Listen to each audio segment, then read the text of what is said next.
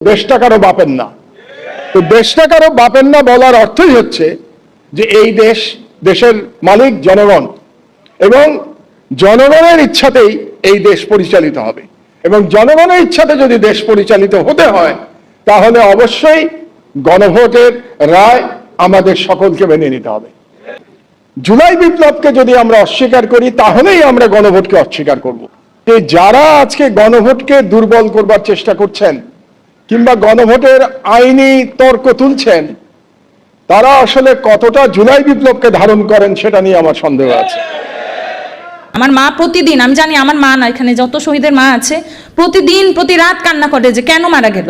এখন তো একটাই প্রশ্ন, মানে রাগ লাগে যে কেন গেল আমার ভাইটা, আমার অনেক রাগ লাগে, মনে হয় যে কেন গেল, কিছু তো চেঞ্জ হইলো না, কোনো কিছু আমাদের ফেভারে কোনো কিছু আসতেছে না, তাহলে কেন শুধু শুধু গেল। দেশ যদি চেঞ্জ না হয়, যদি আমাদের যেই জুলাই সনদটা বাস্তবায়ন না হয় তাহলে আমার মনে হয় যে আমাদের সকল শহীদ পরিবারের সাথে বেইমানি করা হবে, শহীদের রক্তের সাথে বেইমানি করা হবে, আহতদের সাথে বেইমানি করা হবে, সারা বাংলাদেশের সাথে বেইমানি করা হবে। কারণ এত হিউজ পার্সেন্টেজ, 70%, অনেকে আছে যে বোঝেনি, অনেকের ইনফ্লুয়েন্সেও অনেকে না ভোট দিছে, বোঝে নাই, কিন্তু যারা বুঝে শুনে হ্যাঁ ভোট দিছে তারপরেও তো পার্সেন্টেজটা হিউজ। 70% যখন গণভোট জয় হয়েছে মানে কি, এটা সারা বাংলাদেশের একটা রায়। যেমন 5ই অগস্ট সারা বাংলাদেশ রায় দিয়ে দিছে হাসিনা এই দেশে থাকতে পারবে না, আর কখনো হাসিনা রাজনীতি করতে পারবে না। সেম বাংলাদেশের জনগণ রায় দিয়ে দিছে, গণভোটে হ্যাঁ দিয়েছে এবং তারা জুলাই সনদ বাস্তবায়নের পক্ষে রায় দিয়েছে। অন্য ব্যক্তি একজন সংসদের সম্মানিত বিরোধী দলীয় নেতা এবং আরেকজন সংসদের বিরোধী দলের চিফ হুইপ, দুজন আছেন এখানে উপস্থিত, তারা দুজনে কিন্তু বিপ্লবের ফসল। জুলাই বিপ্লব না হলে তারা কিন্তু দুইজন এই পদ পেতেন না। একইভাবে যিনি দেশের প্রধানমন্ত্রী তিনিও জুলাই বিপ্লবের ফসল, তিনিও দেশের প্রধানমন্ত্রী হতে পারতেন না যদি জুলাই বিপ্লবে আমাদের তরুণরা এভাবে জীবন না দিত। কাজেই আমরা যারা এই জুলাই বিপ্লব নিয়ে প্রশ্ন তুলব, গণভোট নিয়ে প্রশ্ন তুলব, তারা আসলে আমাদের শহীদদের অবদানকে অস্বীকার করছি, এই ভুলটা যেন আমরা না করি। আমি বাংলাদেশের তরুণদের ব্যাপারে আশাবাদী। আপনারা জানেন যে মার্কিন যুক্তরাষ্ট্রে এখন একটা আন্দোলন হচ্ছে যেটাকে তারা নাম দিয়েছে no kings movement. No kings movement মানে হলো প্রেসিডেন্ট ট্রাম্প যে মার্কিন যুক্তরাষ্ট্রে একজন স্বৈরাচারের মতো আচরণ করছেন তার বিরুদ্ধে মার্কিন যুক্তরাষ্ট্রের জনগণ, নাগরিকেরা রাস্তায় নেমেছে নো কিংস মুভমেন্ট দিয়ে। আর আমাদের তরুণেরা জুলাই বিপ্লবের মধ্যে কিন্তু রাজতন্ত্র, ভুয়া রাজতন্ত্র খতম করে দিয়েছে। কাজেই আমাদের তরুণদের প্রতি আমার প্রত্যাশা আছে, বাংলাদেশে যেই রাজা হওয়ার চেষ্টা করুক না কেন সেই চেষ্টা ফলপ্রসূ হবে না ইনশাআল্লাহ। আমি আসলে এই গণভোটকে আইনগত কিংবা সাংবিধানিক তর্ক হিসেবে দেখতে চাই না। আমি এই গণভোট এবং জুলাই সনদকে জুলাই বিপ্লবের স্পিরিটে সবসময় দেখে এসেছি। আপনারা জানেন যে বিপ্লবের আগে থেকে আমি এই বিপ্লবের স্বপ্ন দেখেছি এবং বিপ্লবের পর থেকে আমার বক্তব্য, আমার লেখায়, আমার কাজে কর্মে আমি বিপ্লবের স্পিরিটকে 100 ধারণ করবার চেষ্টা করেছি। এবং আপনাদের হয়তো স্মরণে থাকার কথা যে গণভোটের আগে থেকে আমি লেখা এবং বক্তব্যে হ্যাঁ ভোটের জন্য জনগণকে অনুপ্রাণিত করবার চেষ্টা করেছি। শুধু তাই না, যেদিন নির্বাচনে আমরা ভোট দিলাম 12ই ফেব্রুয়ারি, সেদিনেও আমার টেলিভিশন বক্তব্যে আমি একটা কথাই বলেছি, আপনারা সবাই হ্যাঁ ভোটে সিল মারুন। এবং এই আবেদন আমার ছিল জনগণের প্রতি, কারণ জুলাই বিপ্লবকে যদি আমরা অস্বীকার করি তাহলেই আমরা গণভোটকে অস্বীকার করব, এটা আমাদের মনে রাখতে হবে। কাজে যারা আজকে গণভোটকে দুর্বল করবার চেষ্টা করছেন কিংবা গণভোটের আইনি তর্ক তুলছেন তারা আসলে কতটা জুলাই বিপ্লবকে ধারণ করেন সেটা নিয়ে আমার সন্দেহ আছে। কাজেই আমি বলবো যে জুলাই বিপ্লবকে ধারণ করলে গণভোটকে আমাদের বিনা বাক্য ব্যয়ে এবং বিনা তর্কে আমাদের মেনে নিতে হবে যে এটাই জনগণের অভিপ্রায় এবং জনগণ 70% ভোট দিয়ে সেই অভিপ্রায় আমাদেরকে জানিয়ে দিয়েছে। এবং যারা বিপ্লব করেছে আমাদের তরুণেরা, অনেকের ছবি আছে এখানে, অনেকের নাম আছে, মুগ্ধর ছবি দেখছি, আবু সাইদের নাম দেখছি, যারা শহীদ হয়েছে, জীবন দিয়ে গেছে, জীবন দিয়ে বিপ্লব করেছে, তাদের কিন্তু একটা দাবি ছিল যে রাষ্ট্র মেরামত করতে হবে, এটা যেন আমরা ভুলে না যাই। এবং রাষ্ট্র মেরামত যদি করতে হয় তাহলে অবশ্যই আমাদেরকে সংস্কার করতে হবে। সেই সংস্কার সরকার পরিচালনায় করতে হবে, সেই সংস্কার সাংবিধানিকভাবেও আমাদের সেই সংস্কার করতে হবে।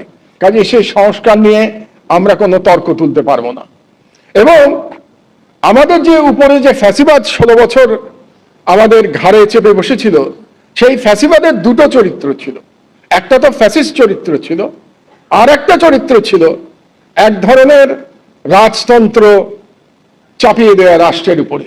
আপনাদের নিশ্চয়ই মনে আছে যে শেখ হাসিনা তার পিতাকে, শেখ মুজিবুর রহমানকে একজন দেবতা হিসেবে আমাদের সামনে তুলে ধরার চেষ্টা করেছিল এবং সেই দেবতার মাধ্যমে একটা অলিখিত রাজতন্ত্র কায়েম করবার চেষ্টা করেছিল। এবং তার বিরুদ্ধেই আমাদের নাহিদরা, সার্জিসরা বিপ্লব করেছিল। তাদের একটা স্লোগানের কথা আমরা যেন ভুলে না যাই। একটা গুরুত্বপূর্ণ স্লোগান ছিল সেই সময়, একটা স্লোগানের কথা আমরা আজকে শুনেছি, গোলামি না আজাদি, আজাদি আজাদি। আর একটা গুরুত্বপূর্ণ স্লোগান ছিল, দেশটা কারো বাপের না। তো দেশটা কারো বাপের না বলার অর্থই হচ্ছে যে এই দেশ, দেশের মালিক জনগণ, এবং জনগণের ইচ্ছাতেই এই দেশ পরিচালিত হবে। এবং জনগণের ইচ্ছাতে যদি দেশ পরিচালিত হতে হয় তাহলে অবশ্যই গণভোটের রায় আমাদের সকলকে মেনে নিতে হবে। আজকে এখানে দুজন গুরুত্বপূর্ণ ব্যক্তি উপস্থিত আছেন, সংসদের গুরুত্বপূর্ণ ব্যক্তি। একজন সংসদের সম্মানিত বিরোধী দলীয় নেতা এবং আরেকজন সংসদের বিরোধী দলের চিফ হুইপ, দুজন আছেন এখানে উপস্থিত। তারা দুজনে কিন্তু বিপ্লবের ফসল। জুলাই বিপ্লব না হলে তারা কিন্তু দুইজন এই পদ পেতেন না। একইভাবে যিনি দেশের প্রধানমন্ত্রী, তিনিও জুলাই বিপ্লবের ফসল। তিনিও দেশের প্রধানমন্ত্রী হতে পারতেন না যদি জুলাই বিপ্লবে আমাদের তরুণরা এভাবে জীবন না দিত। কাজেই আমরা যারা এই জুলাই বিপ্লব নিয়ে প্রশ্ন তুলব, গণভোট নিয়ে প্রশ্ন তুলব, তারা আসলে আমাদের শহীদদের অবদানকে অস্বীকার করছি। এই ভুলটা যেন আমরা না করি। আমি বাংলাদেশের তরুণদের ব্যাপারে আশাবাদী। আপনারা জানেন যে মার্কিন যুক্তরাষ্ট্রে এখন একটা আন্দোলন হচ্ছে যেটাকে তারা নাম দিয়েছে no kings movement. No kings movement মানে হলো প্রেসিডেন্ট ট্রাম্প মার্কিন যুক্তরাষ্ট্রে একজন স্বৈরাচারের মতো আচরণ করছেন, তার বিরুদ্ধে জনগণ, নাগরিকেরা রাস্তায় নেমেছে নো কিংস মুভমেন্ট দিয়ে।